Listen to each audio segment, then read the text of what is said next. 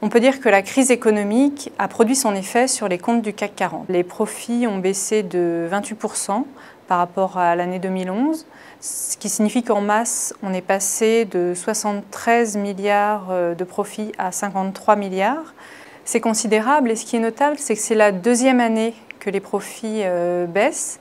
En 2011, ils avaient déjà baissé, mais seulement de 9%, et c'était largement dû à la mauvaise performance du secteur bancaire. Cette année, même si on enlève le secteur bancaire, la baisse des profits est encore de 24%. D'abord, il y a eu encore d'importantes dépréciations d'actifs en 2012. Ça avait déjà commencé en 2011. En 2012, le phénomène s'est accentué.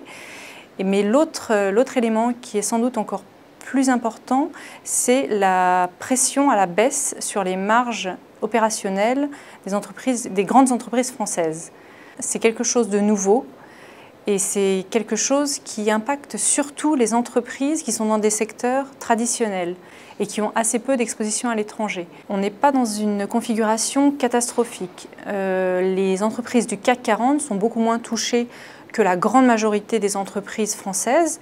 Ce dont on doit aussi se souvenir, c'est de l'ampleur des crises précédentes, c'est-à-dire 83, 93, 2003. On n'est pas du tout dans cette configuration-là. Le niveau d'endettement des entreprises est beaucoup moins élevé et elles ont beaucoup plus de flexibilité. Elles sont aussi plus développées à l'international, ce qui leur donne une capacité à résister aux chocs macroéconomiques beaucoup plus grande que par le passé. Il faut rester extrêmement prudent sur les perspectives pour 2013.